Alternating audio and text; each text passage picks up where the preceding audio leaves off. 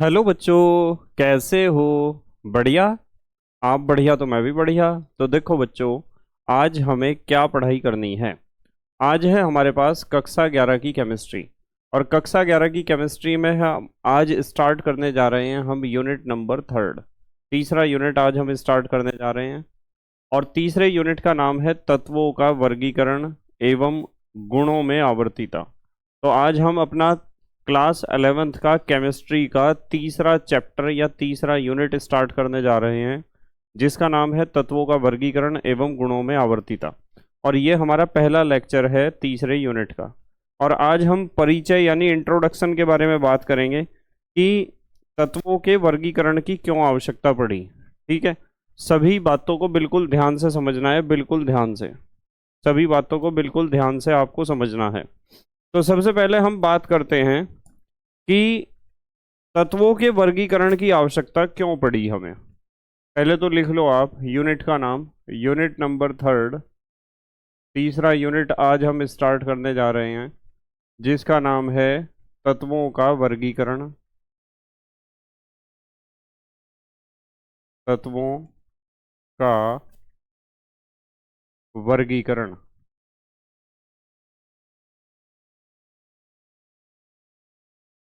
तत्वों का वर्गीकरण एवं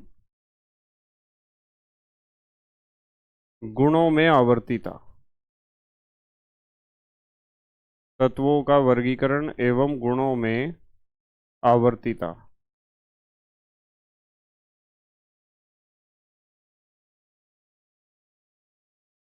तो यहाँ सबसे पहला सवाल हमारे दिमाग में ये आता है कि तत्वों के वर्गीकरण की आखिरकार आवश्यकता क्यों पड़ी। क्यों पड़ी तत्वों के वर्गीकरण की आवश्यकता। आपको इस बात का तो पता है कि अब तक लगभग 117 या 118 तत्वों की खोज हो चुकी है। पर यदि हम 18वीं शताब्दी की बात करें तो 18वीं शताब्दी में तो बहुत कम तत्वों की खोज हुई थी। और जब बहुत कम तत्व ज्ञात थे तो सभी तत्वों को एक एक करके अलग अलग उनका अध्ययन हम कर सकते थे आसानी से, क्योंकि तत्वों की संख्या बहुत कम थी। पर 18वीं शताब्दी के बाद धीरे धीरे क्या हुआ, नए नए तत्वों की खोज होती गई और उनकी संख्या बढ़ती गई। और जब बहुत सारे तत्व एक साथ आ गए ना हमारे सामने, तो हर एक तत्व का अलग अलग अध्ययन करना बड़ा मुश्किल हो गया। क्योंकि एक तत्व का अध्ययन करा, ठीक है, मतलब वो तत्व कहाँ से प्राप्त होता है, उसके भौतिक गुण क्या हैं, रासायनिक गुण क्या हैं, ठीक है। उसके बाद दूसरा तत्व इसी तरीके से पढ़ा कहाँ से प्राप्त होता है, उसके भौतिक गुण और रासायनिक गुण क्या हैं और उसका उपयोग क्या है। फिर तीसरा तत्व पढ़ा, चौथा, पांचवा, छठा। जब हम 50वें तत्व पर पहुंचे तो पहले का सारा अध्ययन, पहले की सारी पढ़ाई साफ थी बिल्कुल। ठीक है। तो इस वजह से तत्वों के वर्गीकरण की आवश्यकता पड़ी। तो सबसे पहले हम बात करते हैं तत्वों के वर्गीकरण की आवश्यकता क्यों पड़ी। तो आप हेडिंग लगाते हैं तत्वों के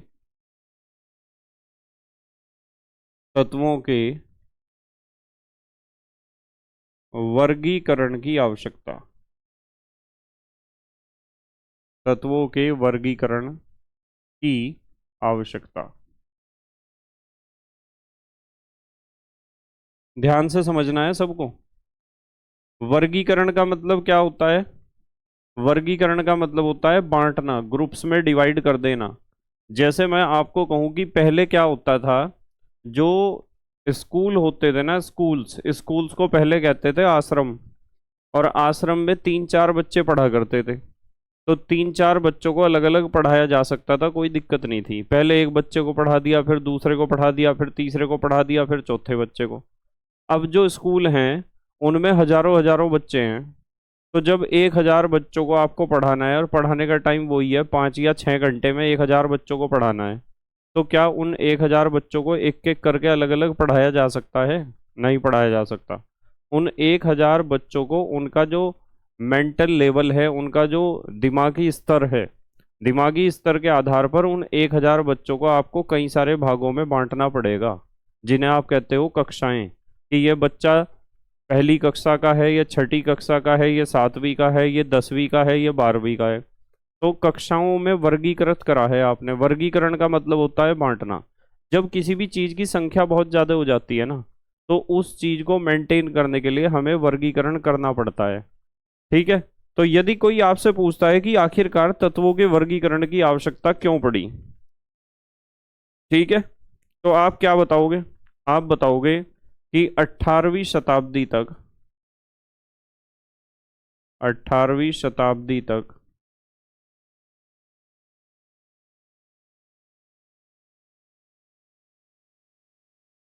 बहुत कम तत्व, बहुत कम तत्व ज्ञात थे। यदि हम 18वीं शताब्दी की बात करें तो 18वीं शताब्दी तक बहुत कम तत्व ज्ञात थे, यानी बहुत कम तत्वों का पता था वैज्ञानिकों को। अतः जब बहुत कम तत्व ज्ञात थे तो क्या फायदा था? अतः उन या उनका, यानी उन सब तत्वों का जो बहुत कम थे संख्या में, अतः उनका अध्ययन करना, अध्ययन का अलग अलग अध्ययन करना, उनका अलग अलग अध्ययन करना, उनका अलग अलग अध्ययन करना, यानी हर एक तत्व को अलग अलग समझना, अलग अलग अध्ययन करना सरल था।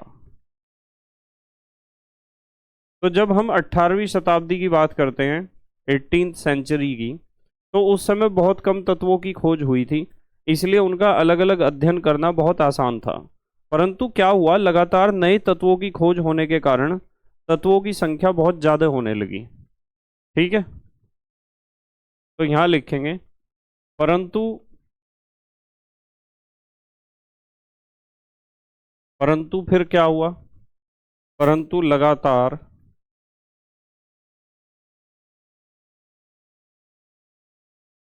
नए तत्वों की, लगातार नए तत्वों की खोज हुई। फिर नए तत्वों की खोज होने के कारण, नए तत्वों की खोज होने लगी। फिर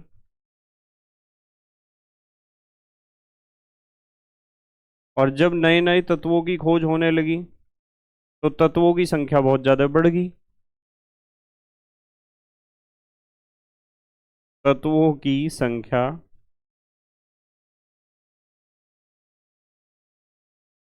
तत्वों की संख्या क्या हुई बेटे? बहुत अधिक, बहुत अधिक हो गई। अब तो 117 118 तत्व हैं। अब यदि 118 तत्वों को आप अलग अलग एक एक तत्व को पढ़ोगे, उसका अध्ययन करोगे, तो पूरी जिंदगी बीत जाएगी। ठीक है। और जब तत्वों की संख्या बहुत अधिक हो गई तो इन सभी तत्वों को फिर एक साथ अलग अलग पढ़ना तो बड़ा मुश्किल हो गया ना, कि हम पहले एक तत्व को पढ़ेंगे, फिर दूसरे को, फिर तीसरे को, फिर चौथे को। पता नहीं कब नंबर आएगा 118वें तत्व का। यदि एक एक करके पढ़ेंगे, हम अध्ययन करेंगे एक एक तत्व का कि वो कहाँ से प्राप्त होता है, उसके भौतिक गुण क्या हैं, उसके रासायनिक गुण क्या हैं, उसके उपयोग क्या हैं। एक तत्व को पढ़ने में ही, एक तत्व का अध्ययन करने में ही बहुत टाइम लग जाता है। तो 117 118 तत्वों का अध्ययन हम कैसे करेंगे अलग अलग? ठीक है। तो यहाँ लिखा हुआ है कि 18वीं शताब्दी तक बहुत कम तत्व ज्ञात थे, अतः उनका अलग अलग अध्ययन करना आसान था, सरल था। परंतु लगातार नए तत्वों, परंतु लगातार क्या हुआ, नए तत्वों की खोज होती चली गई। परंतु लगातार, ये नए है, नए, लगातार नए तत्वों की खोज होने के कारण तत्वों की संख्या बहुत अधिक हो गई। अतः तत्वों की संख्या बहुत अधिक हो गई। अतः उनके अध्ययन के लिए, जब इतने सारे तत्व हो गए तो उनका अध्ययन फिर अलग अलग तो हो ही नहीं सकता। अतः उनके अध्ययन के लिए, अध्ययन कहते हैं स्टडी को, पढ़ना समझना, उनके अध्ययन के लिए किसकी आवश्यकता पड़ी? वर्गीकरण की। अध्ययन के लिए वर्गीकरण की,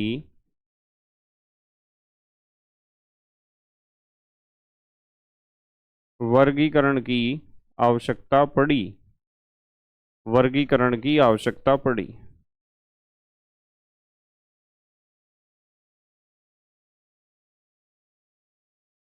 वर्गीकरण की आवश्यकता पड़ी। अब बताओ ये बात समझ में आ रही क्या आपको कि 18वीं शताब्दी में तो बहुत कम तत्व थे, उनका अध्ययन हम अलग अलग कर सकते थे बिना किसी प्रॉब्लम के। पर फिर जब लगातार नए तत्वों की खोज होती चली गई, उनकी संख्या बहुत ज़्यादा बढ़ गई। अब हर एक तत्व को अलग अलग समझना बड़ा मुश्किल था, अलग अलग अध्ययन करना हर एक तत्व का। इसलिए वैज्ञानिकों ने उन तत्वों को ग्रुप्स में डिवाइड कर दिया। जैसे हम स्कूल में बहुत सारे बच्चे होते हैं, उन्हें कक्षाओं में वर्गीकृत कर देते हैं ना, ठीक है। तो अब हम समझेंगे कि जब तत्वों का वर्गीकरण की हमें आवश्यकता पड़ी, तो तत्वों के वर्गीकरण की प्रारंभिक अवधारणाएं क्या थी। मतलब शुरुआती वैज्ञानिकों ने तत्वों का वर्गीकरण किस प्रकार किया था। तो हम हेडिंग लगाते हैं, तत्वों के वर्गीकरण की, तत्वों के वर्गीकरण की प्रारंभिक अवधारणाएं, तत्वों के वर्गीकरण की प्रारंभिक अवधारणाएं। मतलब जब तत्वों का वर्गीकरण की जरूरत पड़ी वैज्ञानिकों को, तो जो शुरुआती वैज्ञानिक थे उन्होंने तत्वों का वर्गीकरण किस किस प्रकार से किया था, और क्या वे सारे वर्गीकरण सफल हो पाए थे, इसके बारे में डिस्कस करेंगे हम कि शुरुआती कंसेप्ट क्या थे वर्गीकरण को लेकर। स्टार्टिंग में जो कंसेप्ट दिए गए थे वे क्या थे, ठीक है। तो सबसे पहला जो वर्गीकरण किया गया था, तत्वों का जो सबसे पहला वर्गीकरण किया गया वो क्या था, उसे समझो। तत्वों का जो सबसे पहला वर्गीकरण किया गया वो क्या था, वो था तत्वों का धातुओं और अधातुओं में वर्गीकरण। तत्वों का, तत्वों का धातुओं, तत्वों का धातुओं और अधातुओं में वर्गीकरण।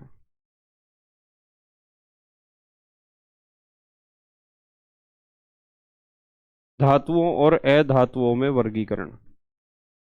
तो सबसे पहले जो तत्वों का वर्गीकरण किया गया कि भाई अब तत्वों की संख्या बहुत ज़्यादा होगी, हम सारे तत्वों को एक साथ नहीं पढ़ सकते, सारे तत्वों का एक साथ, सारे तत्वों को अलग अलग इनका अध्ययन नहीं कर सकते कि पहले तत्व का अध्ययन करेंगे फिर दूसरे का करेंगे फिर तीसरे का करेंगे।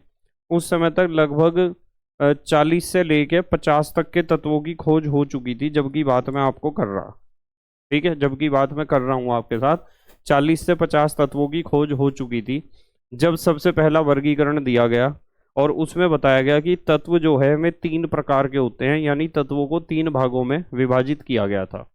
तत्वों के धातुओं और अधातुओं में वर्गीकरण में क्या हुआ था, यहाँ लिखते हैं, इसके आधार पर, यानी इस वर्गीकरण के आधार पर, इसके आधार पर क्या किया गया था, ध्यान से समझना। इसके आधार पर तत्वों को, इसके आधार पर तत्वों को 3 भागों में, तत्वों को 3 भागों में विभाजित किया गया था, यानी 3 हिस्सों में वर्गीकृत किया गया था। विभाजित करना या वर्गीकृत करना एक ही होता है। तो जो धातु और अधातु वाला वर्गीकरण सबसे पहले वैज्ञानिकों ने करा, उसमें क्या करा गया कि तत्वों को 3 भागों में विभाजित किया गया, 3 भागों में बांटा था। और उनमें से पहला भाग क्या था, उन्होंने कहा था कि जो पहले प्रकार के तत्व हैं उन्हें तो हम कहते हैं धातु। पहला जो ग्रुप बनाया तत्वों का उन्हें तो धातु कहा। धातु किसे कहते हैं आपको पता है ना। धातु में तत्व होते हैं जिनकी आदत इलेक्ट्रॉन को देने की हो, यानी इलेक्ट्रॉन डोनेटिंग नेचर हो। दूसरे प्रकार के तत्व बताए गए अधातु। अधातु वे तत्व होते हैं जिनकी आदत इलेक्ट्रॉन ग्रहण करने की होती है। और तीसरे प्रकार के तत्व बताए गए उपधातु।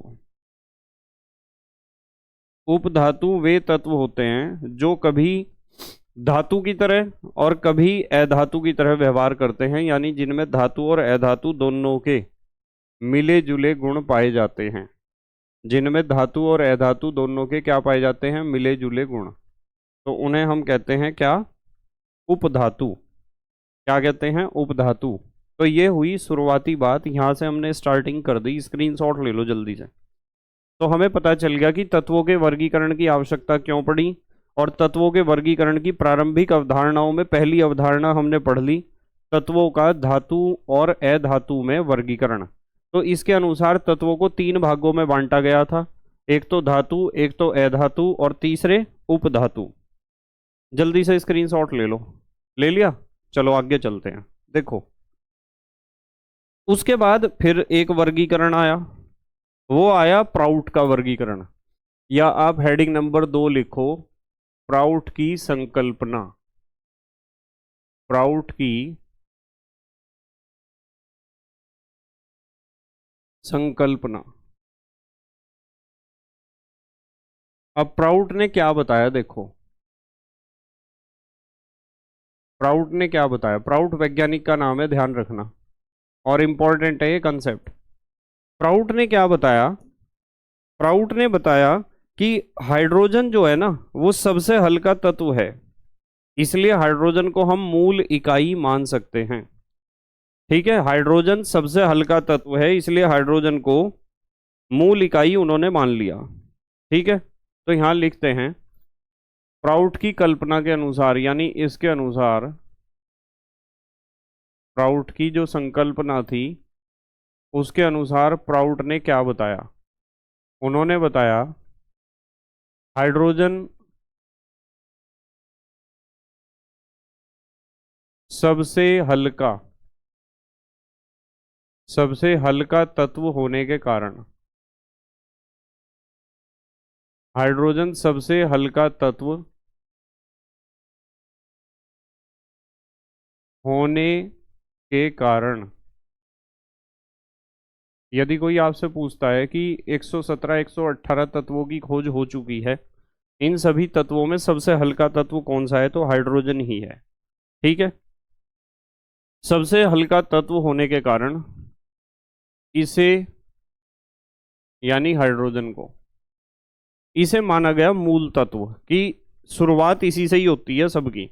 ठीक है, होने के कारण इसे मूल इकाई माना गया, मूल इकाई। तो प्राउट ने कहा, क्या कहा प्राउट ने, कि हाइड्रोजन को ही हम इकाई मानते हैं, कि हाइड्रोजन से ही सारे तत्वों का निर्माण हुआ है। और जब प्राउट ने कहा कि हाइड्रोजन सबसे हल्का है, वो मूल इकाई है, अतः प्रत्येक तत्व का परमाणु द्रव्यमान हाइड्रोजन के परमाणु द्रव्यमान का क्या होगा, 2 गुना, 3 गुना, 4 गुना। तो यहाँ प्राउट ने बताया, अतः जब उसे मूल इकाई मान लिया गया, अतः प्रत्येक तत्व का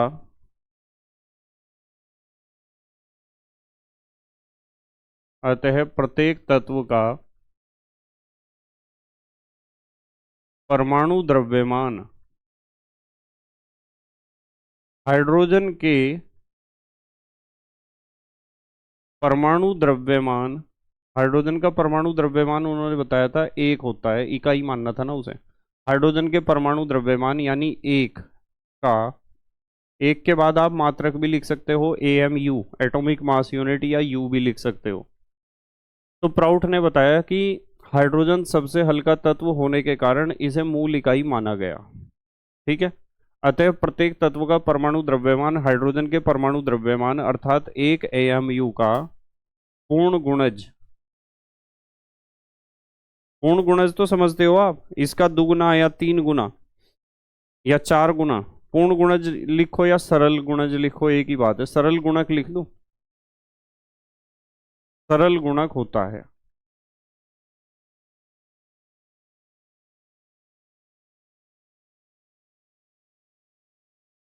सरल गुणक होता है।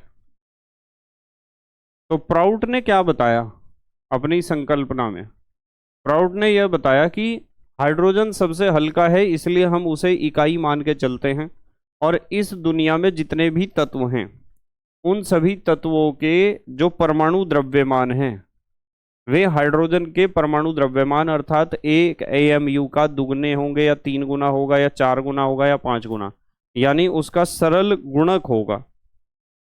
पर बाद में पता क्या हुआ, ऐसे बहुत सारे तत्वों की खोज हुई जिनके परमाणु द्रव्यमान पूर्णांक नहीं थे, यानी वे पूर्ण संख्या में थे ही नहीं। भाई हाइड्रोजन का ही यदि सरल गुणक होगा हर एक तत्व का परमाणु द्रव्यमान, तो हाइड्रोजन का परमाणु द्रव्यमान उस समय माना जाता था 1 AMU। अब भी लगभग 1 AMU ही माना जाता है परमाणु द्रव्यमान। तो क्या हुआ, हुआ ये कि हुआ ये कि बाद में ऐसे तत्वों की खोज हुई जिनके परमाणु द्रव्यमान पूर्णांक नहीं थे। तो हम यहां लिख देते हैं परंतु परंतु बाद में, यानी इस कंसेप्ट को देने के बाद, बाद में ऐसे तत्वों की खोज हुई,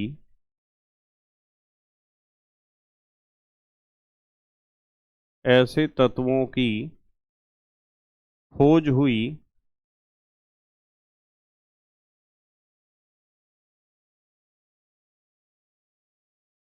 जिनके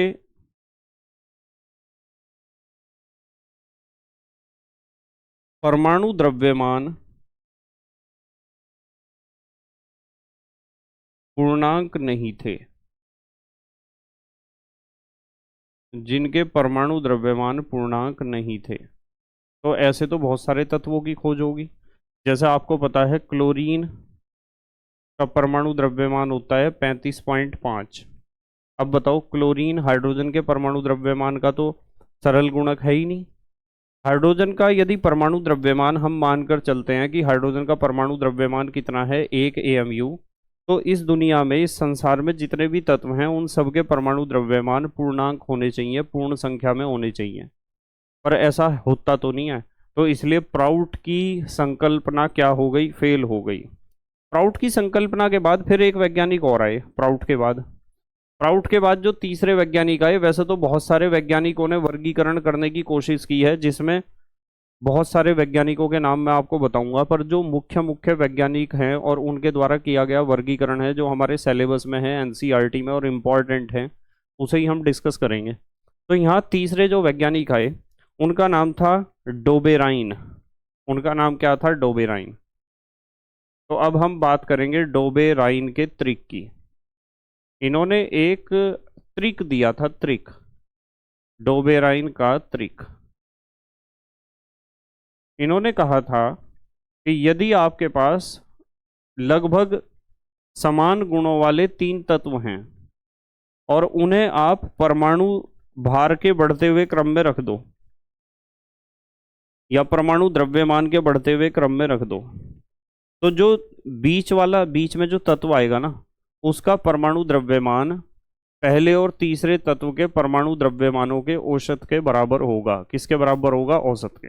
मतलब समझो, इनके अनुसार, समझो जरा ध्यान से, फिर मैं एग्जाम्पल दूंगा तो एग्जाम्पल से ज्यादा क्लियर हो जाएगा। इनके अनुसार, यानी डोबेराइन त्रिक के अनुसार लिखना है तो इसके अनुसार लिखते हैं। इसके अनुसार जब लगभग समान गुणों वाले जब लगभग समान गुणों वाले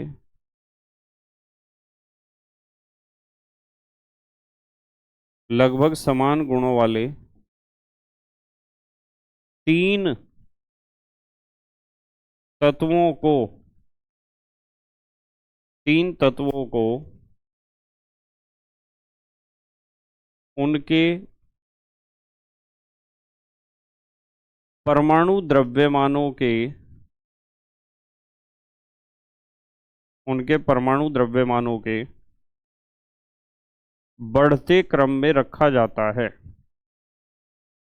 परमाणु द्रव्यमानों के किस क्रम में रखना है, बढ़ते क्रम में रखते हैं, ऐसे लिखते हैं, बढ़ते क्रम में रखते हैं।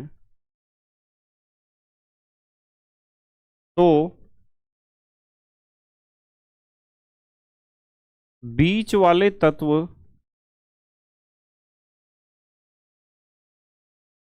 तो बीच वाले तत्व का, ध्यान से समझना, बीच वाले तत्व का परमाणु द्रव्यमान, कौमा, पहले व तीसरे, पहले व तीसरे तत्व के या तत्वों के, ऐसे लिखते हैं, पहले व तीसरे तत्वों के परमाणु द्रव्यमानों के औसत के बराबर होता है।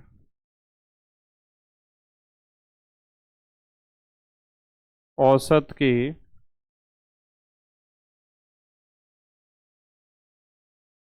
बराबर होता है। देखो एग्जाम्पल से ये बात ज़्यादा समझ में आ जाएगी आपके, उदाहरण से ये बात ज़्यादा बढ़िया तरीके से समझ में आ जाएगी। जैसे हम एग्जाम्पल लेते हैं, देखो एग्जाम्पल लेते हैं हम, हमारे पास मान लो तीन तत्व हैं, एक तो है लिथियम, एक है सोडियम और एक है पोटेशियम। इन तीनों के गुण लगभग एक जैसे होते हैं। परमाणु द्रव्यमान इसका 7 है। परमाणु द्रव्यमान को आप यहाँ भी लिख सकते हो और यहाँ भी लिख सकते हो, मर्जी है आपकी। इसका परमाणु द्रव्यमान होता है लिथियम का 7, सोडियम का 23 होता है, 23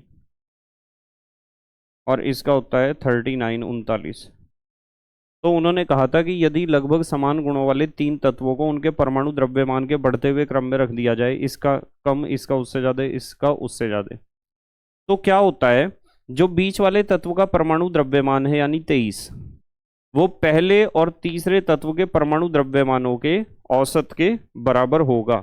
तो यदि आप इसका और इसका, यदि आप औसत निकाल लोगे ना, पहले और तीसरे का औसत, परमाणु द्रव्यमानों का औसत निकालते हैं, कौन कौन से का, पहले का और तीसरे का।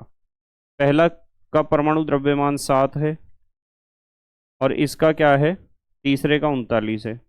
तो दोनों को जोड़ के 2 से भाग करना पड़ेगा, जब भी तो औसत निकलेगा। तो ये हो गया 39 + 7 कितना हो गया, 46, और 46 को जब 2 से भाग करोगे तो कितना आएगा, 23।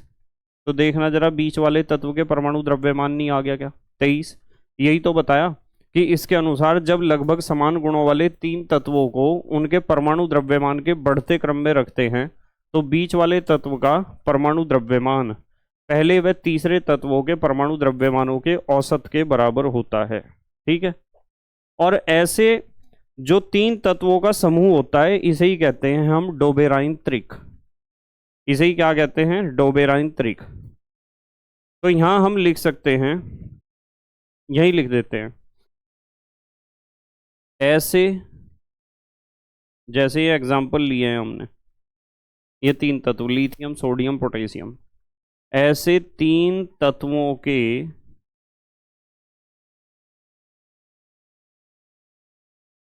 समूह को, ऐसे तीन तत्वों के समूह को डोबेराइन त्रिक कहते हैं।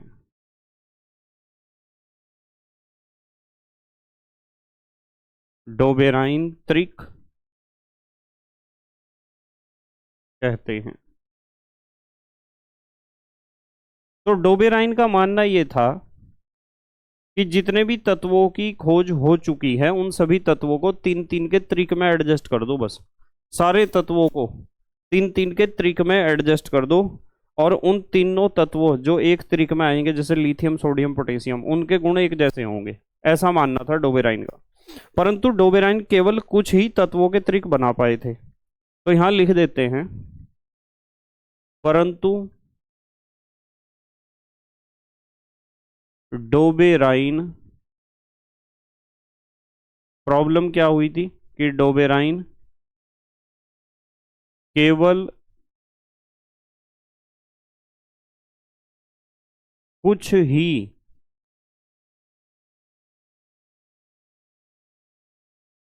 तत्वों के, कुछ ही तत्वों के त्रिक, कुछ ही तत्वों के त्रिक बना पाए थे।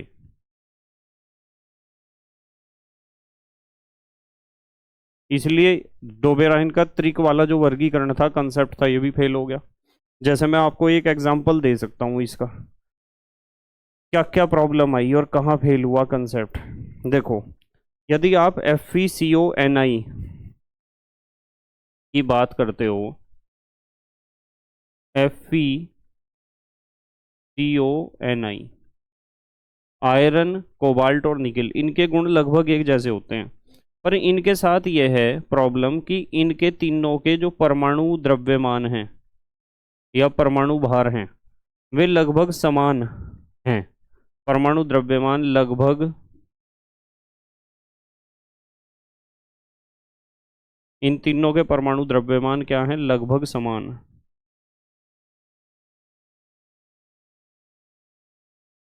होने के कारण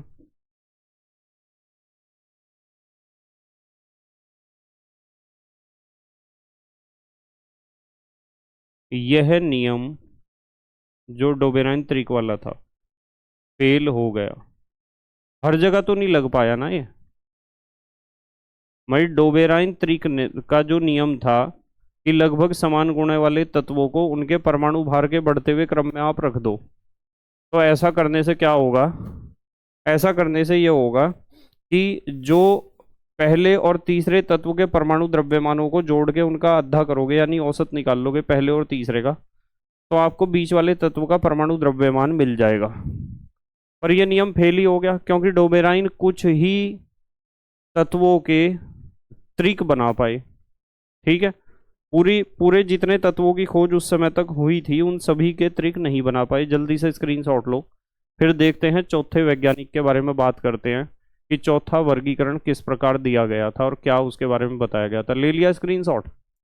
ठीक है, देखो, अब हम बात करते हैं नंबर 4 की। ये सब पुरानी विचारधाराएं हैं, नई विचारधाराएं नहीं है। नई विचारधारा तो आपने क्लास 10th में पढ़ ली थी, आवर्त सारणी, वहां तक हम पहुंचेंगे। पर इस चैप्टर का इंट्रोडक्शन तो बहुत जरूरी है ना, इंट्रोडक्शन जरूरी है। और इस इंट्रोडक्शन में जितने भी मैं क्वेश्चन आपको कराऊंगा, वे सारे एग्जाम में पूछे जाते हैं, इसलिए पढ़ना जरूरी है। तो नंबर 4 पर जो वर्गीकरण आया, वो आया डी चैन कॉर्टोइस का। नंबर 4, डी, वैज्ञानिक का नाम जरा ध्यान से लिखना, चैन कोर्टोइस।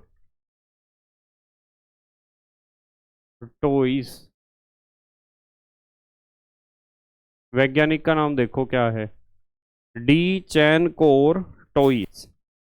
इन्होंने भी वर्गीकरण करा था तत्वों का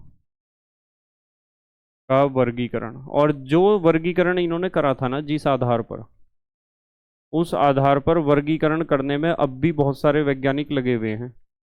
जिस आधार पर इन्होंने वर्गीकरण करा था, जी चैन कोर्टोइस का वर्गीकरण, इन्होंने क्या बताया था, इन्होंने बताया था कि तत्वों को परमाणु भार के बढ़ते हुए क्रम में रखो और एक वृत्ताकार आवर्त सारणी बनाओ, जिसके बिल्कुल बीच में जो है हाइड्रोजन होता है, और परमाणु भार के बढ़ते हुए क्रम में रखते चले जाओ, रखते चले जाओ, रखते चले जाओ, रखते चले जाओ। इससे क्या होगा, एक आवर्त सारणी बनेगी, जिसे हम कह सकते हैं वृत्ताकार आवर्त सारणी। तो डी चैन कोर्टोइस ने क्या करा था, इन्होंने तत्वों को परमाणु भार के बढ़ते क्रम में रखा। यहां लिखते हैं, इन्होंने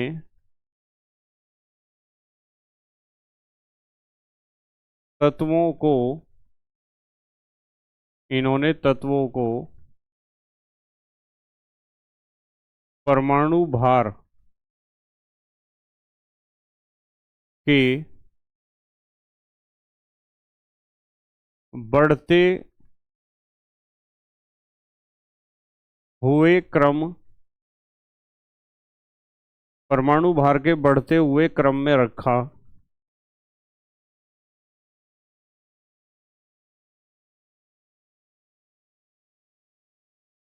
तथा एक वृत्ताकार, यानी वृत्त के आकार की, सर्कुलर, एक वृत्ताकार आवर्त सारणी बनाई। एक वृत्ताकार आवर्त सारणी बनाई। तो इन्होंने जो आवर्त सारणी बनाई थी ना, वो थी वृत्ताकार। और उस आवर्त सारणी में भी बहुत सारी क्या निकल गई, कमियां। ठीक है। अब भी बहुत सारे वैज्ञानिक हैं जो वृत्ताकार आवर्त सारणी बनाने में लगे हुए हैं, और आईयूपीएससी में उनकी आवर्त सारणी गई भी है, पर उस आवर्त सारणी में कुछ कमियां निकल गई। शायद उनमें सुधार की तरफ में अग्रसर हैं। और हमारे सहारनपुर के भी एक साइंटिस्ट हैं ऐसे ही, जो वृत्ताकार आवर्त सारणी बनाने में लगे हुए हैं, और कई साल पहले उनकी आवर्त सारणी आईयूपीएससी में गई थी, उसमें कुछ कमियां फिर निकल गई थी। आगे क्या हुआ उसके बारे में कोई अपडेट मेरे पास नहीं है। अब हम बात करते हैं पांचवें वर्गीकरण की। पांचवा वर्गीकरण बहुत इंपॉर्टेंट है। देखो मैं आपको बताता हूं कि जो वर्गीकरण हम शुरू से पढ़ते आ रहे हैं, पहला वर्गीकरण क्या था, हमें पता चल गया कि तत्वों के वर्गीकरण की आवश्यकता क्यों पड़ी थी, क्योंकि तत्वों की नई नई खोज होने के कारण तत्वों की संख्या लगातार बढ़ती जा रही थी। और जब तत्वों की संख्या बहुत ज्यादा हो गई थी, तो उन तत्वों का अलग अलग अध्ययन करना बड़ा मुश्किल हो गया था, इसलिए वर्गीकरण की आवश्यकता पड़ी। फिर तत्वों के वर्गीकरण की प्रारंभिक अवधारणाएं, शुरुआत में वैज्ञानिकों ने कौन कौन से वर्गीकरण दिए, उसमें से सबसे पहला वर्गीकरण हमने पढ़ा तत्वों का धातुओं और अधातुओं में वर्गीकरण। ठीक है। दूसरा वर्गीकरण क्या पढ़ा, प्राउट की संकल्पना। प्राउट की संकल्पना इंपॉर्टेंट है, ध्यान रखना, प्राउट की संकल्पना क्या है, इंपॉर्टेंट। ठीक है। इन्होंने कहा था कि सबसे हल्का तत्व हाइड्रोजन है, तो हाइड्रोजन को इकाई मानना, उसका परमाणु द्रव्यमान 1 है। इस दुनिया में जितने भी तत्व हैं उनके परमाणु द्रव्यमान हाइड्रोजन के परमाणु द्रव्यमान के ही सरल गुणक है, यानी हाइड्रोजन के परमाणु द्रव्यमान के 2 गुने, 3 गुने, 4 गुने या 5 गुना है। और ये भी इंपॉर्टेंट है, डोबेराइन का त्रिक, ये भी इंपॉर्टेंट है, डोबेराइन का त्रिक।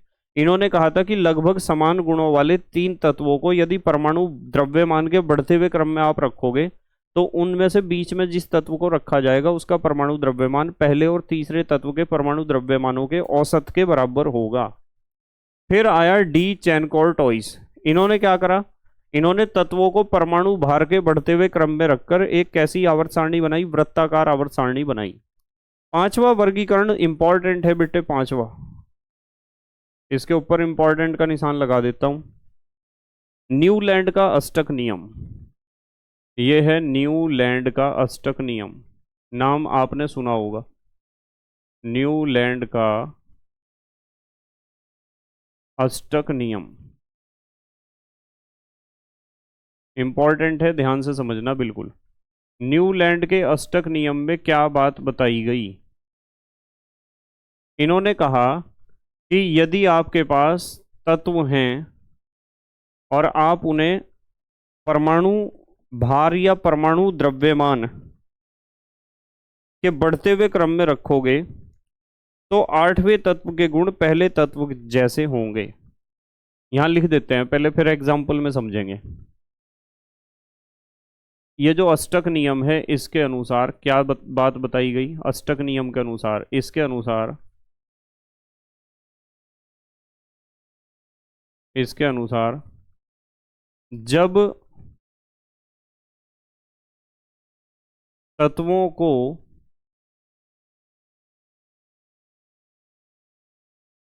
जब तत्वों को परमाणु भार के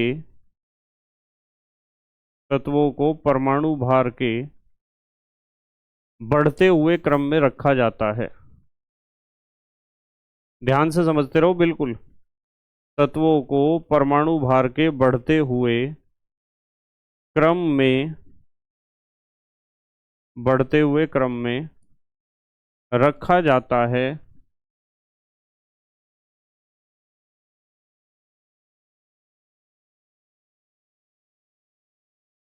तो प्रत्येक, ध्यान से समझना मैं क्या लिखूंगा, प्रत्येक 8वें तत्व के गुण, प्रत्येक 8वें तत्व के गुण पहले तत्व के समान होते हैं, पहले तत्व के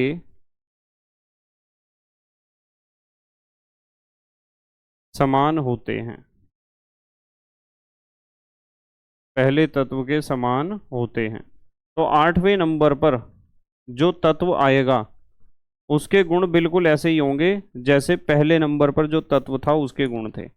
जैसे देखो आप, हम बात कर रहे हैं कि हमें तत्वों को किस क्रम में रखना है, परमाणु भार के बढ़ते हुए क्रम में। तो पहला तत्व हम यहाँ रखेंगे, दूसरा यहाँ रखेंगे, तीसरा, चौथा तत्व, पांचवा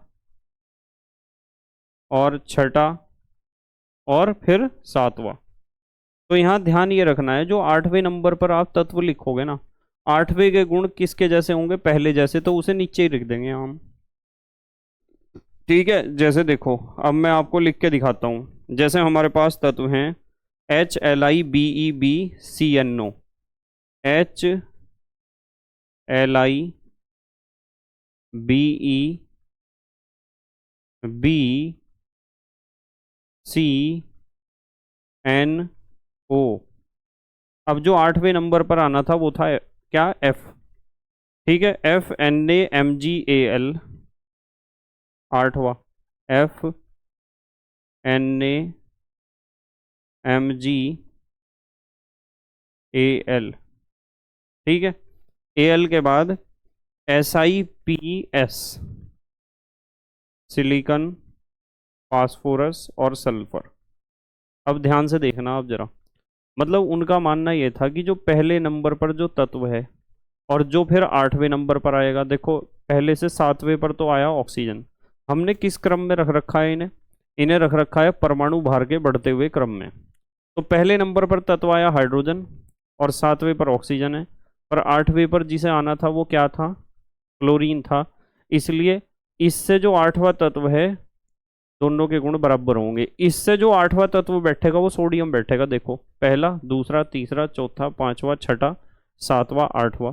तो पहले तत्व के और उससे आगे नंबर पर जो 8वां आएगा, इससे 8वां ये आएगा। देखो 1 2 3 4 5 6 7 8, देखो यही तो आया। तो पहला तत्व और उससे आगे आने वाला 8वां तत्व, उन दोनों के गुण क्या होते हैं, समान होते हैं। इसीलिए तो इसे कहा अष्टक नियम। अष्टक का मतलब होता है 8वां, इसलिए इसे कहा गया अष्टक नियम। कुछ वैज्ञानिकों का मानना यह है कि यह बिल्कुल सिस्टम ऐसा है जैसे संगीत होता है। संगीत, संगीत तो पता है आपको, संगीत के स्वर होते हैं सारे गामा पाधा नी। ठीक है, देखो सा, रे, गा, मा, पा,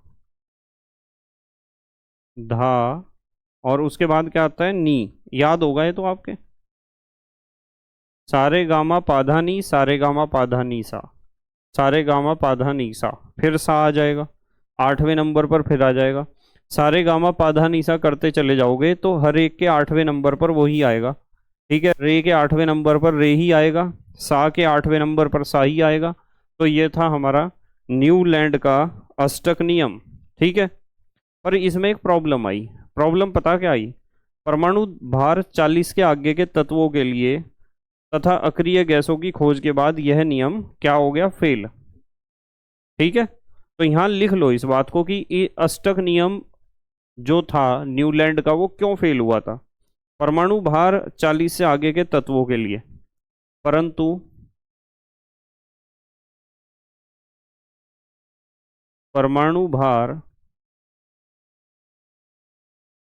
40 से आगे या अधिक भी लिख सकते हो, परमाणु भार 40 से आगे के तत्वों के लिए, परमाणु भार 40 से आगे के तत्वों के लिए तथा अक्रिय गैसों के लिए,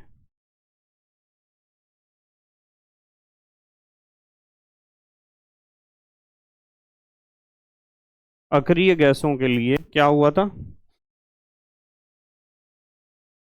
अक्रिय गैसों, एक काम करते हैं ऐसे लिखते हैं, परंतु परमाणु भार 40 से आगे के तत्वों की, 40 से आगे के तत्वों की, ऐसे लिखते हैं, थोड़ा सा चेंज करते हैं, 40 से आगे के तत्वों की खोज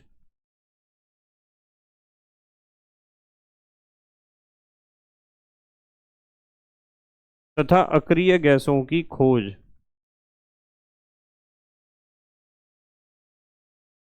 के बाद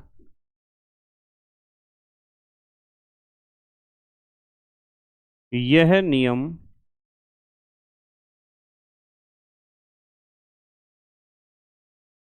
फेल हो गया। तो ये नियम क्यों फेल हुआ था, अभी बताता हूँ क्यों फेल हुआ था। परमाणु भार 40 से आगे के तत्वों की बात तो बहुत दूर की है, उस बात को तो आप छोड़ दो। पर एक चीज ध्यान रखो कि भाई आपके पास फ्लोरीन के बाद, यदि हम बात करें फ्लोरीन के बाद जो आगे तत्व आते हैं वे अक्रिय गैस आते हैं। और यदि अक्रिय गैसों को भी इसमें इंक्लूड कर दिया जाए ना, ये जो सीरीज चल रही है हमारी, यदि अक्रिय गैसों को भी इसमें इंक्लूड कर दिया जाए तो पता क्या होगा, तो होगा ये कि ये आपका अष्टक वाला सिस्टम, सारे गामा पाधा नीसा वाला सिस्टम बनेगा ही नहीं, फेल हो जाएगा सिस्टम। इसलिए फेल हो गया था ये सारा सिस्टम। ठीक है, चलो स्क्रीनशॉट लो जल्दी से, स्क्रीनशॉट लो, ले लिया। अब आते हैं हम छठे कंसेप्ट पर। छठा वर्गीकरण किस प्रकार दिया गया और क्या था उसमें। वैज्ञानिक का नाम था लोथर मेयर। तो छठा वर्गीकरण बहुत इंपॉर्टेंट है, पहले ही बता देता हूं मैं आपको, इसके ऊपर इंपॉर्टेंट का निशान लगा दो और लिखो लोथर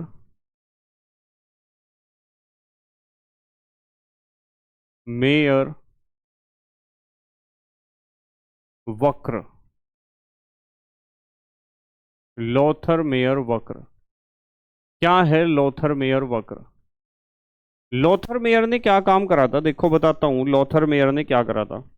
लोथर मेयर ने एक ग्राफ खींचा था, ग्राफ बनाया था एक, और वो ग्राफ जो उन्होंने बनाया था ना लोथर मेयर ने, वो ग्राफ ये है आपके सामने, मैं रख रहा इस ग्राफ को, ये ये ग्राफ था लोथर मेयर का। और इस ग्राफ की खासियत पता क्या है, इस ग्राफ की खासियत ये है कि ये इधर तो है परमाणु द्रव्यमान और इधर है परमाणु का आयतन। तो लोथर मेयर ने परमाणु द्रव्यमान और परमाणु आयतन के बीच में एक क्या खींचा था, ग्राफ खींचा था। ठीक है, तो यहां लिख देते हैं पहले इस बात को। लोथर मेयर ने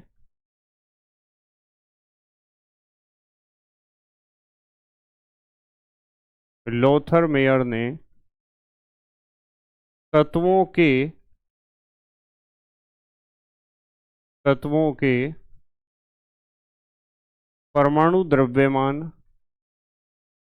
व परमाणु द्रव्यमान व परमाणु आयतन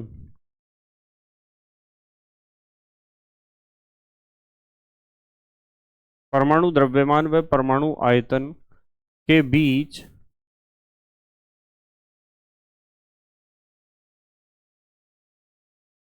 एक ग्राफ खींचा।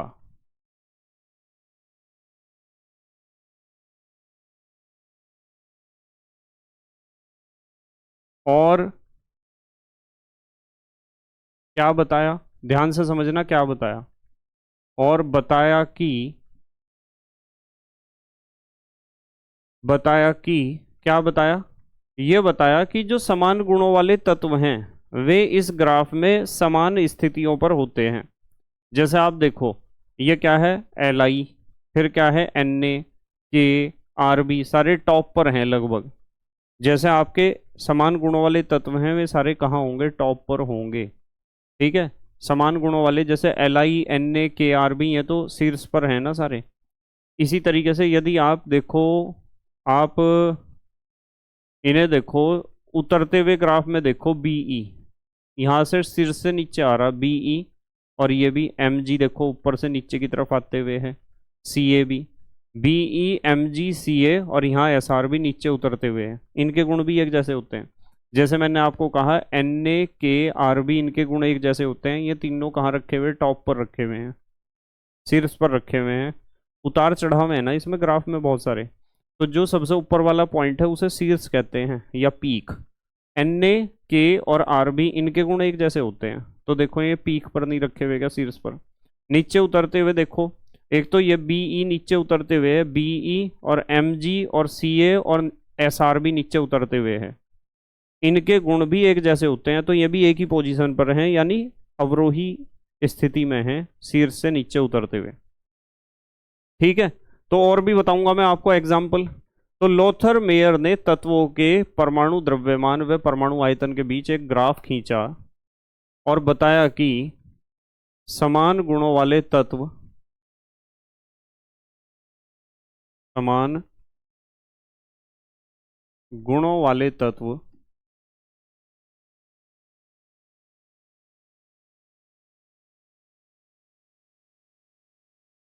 ग्राफ पर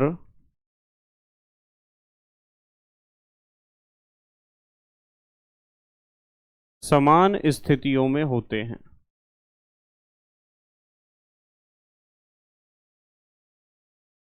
समान स्थितियों, समान स्थितियों में होते हैं। जैसे अभी मैंने एक दो एग्जाम्पल आपको बताया, फिर दोबारा से बताता हूँ एग्जाम्पल। जैसे आप पहला एग्जाम्पल लेते हैं, हम पहला एग्जाम्पल, पहला एग्जाम्पल है क्षार धातुएं वक्र के शिखर पर होती हैं। क्षार धातुएं, क्षार धातुएं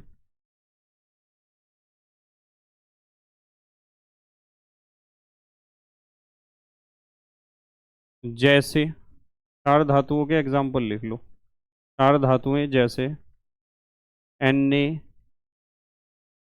K, Rb, Cs, Cs आदि वक्र के, वक्र के कहाँ होती हैं, शिखर पर, पीक पर, शीर्ष पर, चोटी पर, शिखर पर होती हैं। अब देखो ये बात सही है या नहीं, आप इन इन क्षार धातुओं को चेक करो। Na, K, Rb, Cs, Na, K, Rb, Cs इन्हें चेक करो आप, Na, K, Rb, Cs को देखो। ये रहा Na, ये Na है, ये तो Na है, और ये है K, और ये है Rb, और आगे का ग्राफ है नहीं हमारे पास, शिखर पर ही तो रखे हुए हैं, बिल्कुल टॉप पर हैं एकदम। कहाँ है, शिखर पर, टॉप पर। दूसरा एग्जाम्पल क्षारीय मृदा धातुएं, दूसरा एग्जाम्पल,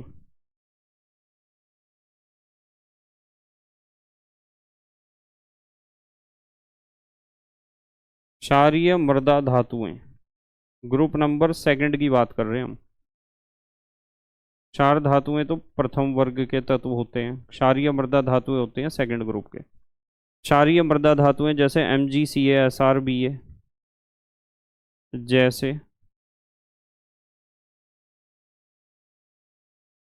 MgCa,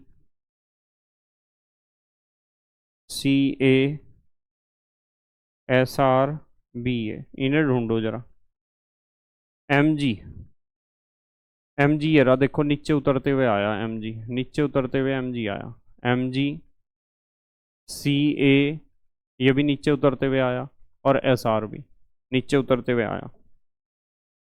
ठीक है, ये कहाँ होती हैं, MgCa, SrBa आदि वक्र के अवरोही भाग पर स्थित होती हैं।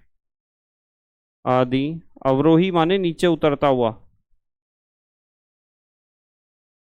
वक्र के कौन से भाग पर, अवरोही,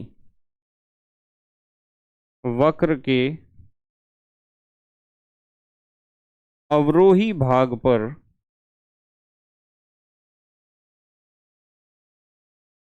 अवरोही भाग पर स्थित होती हैं। बताओ, समझ में आ रही ना बात? मतलब समान गुणों वाले तत्व इस वक्र में, इस ग्राफ में एक जैसी स्थिति लेके रखेंगे। जैसे आप तीसरा एग्जांपल ले सकते हो, नंबर थर्ड, चेक करते हैं। हैलोजन जैसे FCl, Bri वक्र के आरोही भाग में होते हैं। हैलोजन जैसे FCl, Bri सबके गुण एक जैसे हैं आदि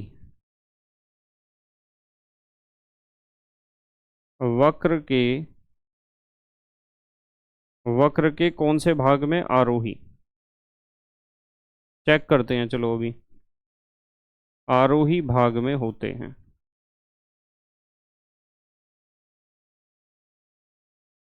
आरोही भाग में होते हैं। देखते हैं कि आरोही भाग में है या नहीं।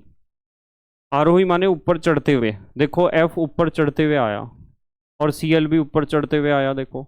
और Br भी। I यहाँ है ही नहीं, हमारे पास I है ही नहीं।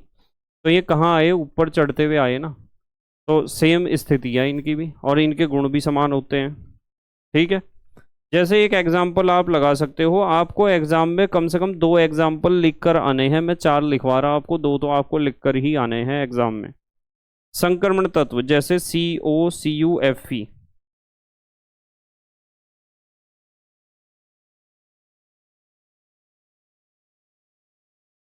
संक्रमण तत्व जैसे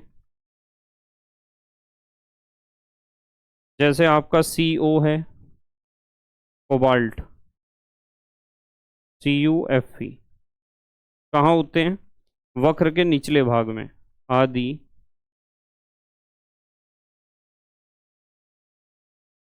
वक्र के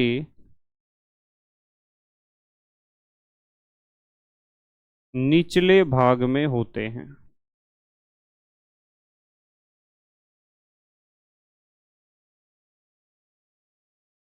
ठीक है, देखो जरा ध्यान से, ये निचले भाग में ही है क्या तीनों? COCuFe, COCu और Fe। CO कोबाल्ट देखो है क्या कहीं इसमें? नहीं तो आगे जाके आएगा। COCu और Fe ये है नहीं, आगे जाके आएंगे। ठीक है, CO तो मिल गया हमें। CO तो ये रहा, ये तो है CO, और ये Cu है, और Fe भी देखो निचले भाग में है तीनों।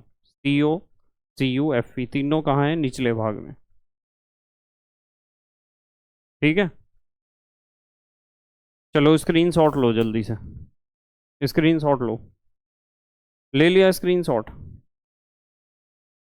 ठीक है। तो देखो बेटे, ये जो हमने क्या पढ़ा है, देखो आज ध्यान से देख लो एक बार क्या क्या पढ़ा है हमने। सबसे पहले तो आपको जो है पता चल गया होगा इस बात का कि क्लास 11th केमिस्ट्री का यूनिट नंबर 3 हमने स्टार्ट कर दिया है, और आपके सामने रिकॉर्डेड क्लास आएंगी कुछ दिनों के लिए, क्योंकि हमारे शहर में जो है ना इलेक्ट्रिसिटी की बहुत ज़्यादा प्रॉब्लम चल रही है। और दूसरा यह है कि समर वेकेशंस में घर पर जो मेरी 2 छोटी सिस्टर्स हैं उनके बच्चे आए हुए हैं, तो इसलिए टाइम रूटीन थोड़ा सा डिस्टर्ब हो रहा है, इसलिए रिकॉर्डेड लेक्चर ही आपको मिलेंगे, कोई बात नहीं है। फिर लाइव क्लास स्टार्ट हो जाएंगी जैसे सब कुछ ठीक होता है। कक्षा 11 का केमिस्ट्री का यूनिट नंबर 3 हमने आज स्टार्ट कर दिया, जिसका नाम है तत्वों का वर्गीकरण एवं गुण धर्मों में आवर्तिता। और ये पहला लेक्चर है हमारा तीसरे चैप्टर का। और आज हमने इंट्रोडक्शन की बात की है, जो बहुत इंपॉर्टेंट है अपने आप में। यूनिट नंबर 3 तत्वों का वर्गीकरण एवं गुणों में आवर्तिता। तत्वों के वर्गीकरण की आवश्यकता हमें क्यों पड़ी? सबसे पहले हमने बात करी कि तत्वों के वर्गीकरण की आवश्यकता हमें क्यों पड़ी। ठीक है, फिर हमने बात करी तत्वों के वर्गीकरण की प्रारंभिक अवधारणाएं, शुरुआती अवधारणाएं क्या क्या हैं, शुरुआत में वैज्ञानिकों ने वर्गीकरण किस प्रकार दिया था, जिसमें सबसे पहले बात हुई तत्वों का धातुओं और अधातुओं में वर्गीकरण। तो धातु और अधातु में वर्गीकरण किया गया। उसके बाद प्राउट की संकल्पना आई। प्राउट ने कहा था कि हाइड्रोजन सबसे हल्का है, उसका परमाणु द्रव्यमान 1 है। इस दुनिया में जितने भी तत्व हैं उन सब के परमाणु द्रव्यमान हाइड्रोजन के परमाणु द्रव्यमान के ही सरल गुणक होंगे, यानी उसके दुगुने, 3 गुने, 4 गुने या n गुने। फिर तीसरा कंसेप्ट आया डोबेराइन का त्रिक, जो बहुत इंपॉर्टेंट है। प्राउट की संकल्पना भी इंपॉर्टेंट है। डोबेराइन के त्रिक में डोबेराइन ने बताया कि लगभग समान गुणों वाले 3 तत्वों को जब आप परमाणु भार के बढ़ते हुए क्रम में रखोगे तो जो बीच वाला तत्व है उसका परमाणु द्रव्यमान या परमाणु भार पहले और तीसरे तत्व के परमाणु द्रव्यमानों के औसत के बराबर होगा। ठीक है। उसके बाद डोबेराइन के त्रिक के बाद हमने क्या पढ़ा? उसके बाद हमने पढ़ा डी चैन कोर्टॉइस का वर्गीकरण। इन्होंने क्या करा था? इन्होंने तत्वों को परमाणु भार के बढ़ते हुए क्रम में सजाया और एक वृत्ताकार आवर्त सारणी बनाई। कैसी आवर्त सारणी? वृत्ताकार आवर्त सारणी। 5वें नंबर पर हमने पढ़ा न्यूलैंड का अष्टक नियम, बहुत इंपॉर्टेंट है। इन्होंने बताया था कि जब तत्वों को परमाणु भार के बढ़ते हुए क्रम में हम रखते हैं तो 8वें नंबर पर जो तत्व आता है उसके गुण पहले नंबर पर आने वाले तत्व के समान होते हैं। ठीक है, इसे कहते हैं न्यूलैंड का अष्टक नियम। उसके बाद फिर 6ठे नंबर पर लोथर मेयर वक्र है, इंपॉर्टेंट है। इस वक्र को बनाना आपको सीखना नहीं है, कभी सोचो कि इसे भी बनाना है आपको, इसे नहीं बनाना। ये तो समझाने के लिए है। आपको सिर्फ ध्यान ये रखना है कि लोथर मेयर ने परमाणु द्रव्यमान और परमाणु आयतन के बीच में एक ग्राफ बनाया था और उस ग्राफ में उन्होंने बताया था कि जो लगभग समान गुणों वाले तत्व हैं वे इस ग्राफ में समान पोजीशन अटेन कर रहे होंगे।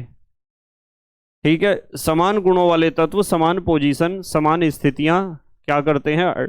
अटेन करते हैं, समान स्थितियों पर होते हैं इस ग्राफ में। ठीक है, बस आज इतना ही पढ़ेंगे हम। बस मेहनत और ईमानदारी से पढ़ाई करते रहो और अपने हैंड रिटन नोट्स बनाते रहो। जो आज का लेक्चर वास्तविकता में आपके समझ में आया है तो आप वीडियो लेक्चर को लाइक ज़रूर कर देना। ठीक है, तो thank you very much for watching this lecture. Okay, bye.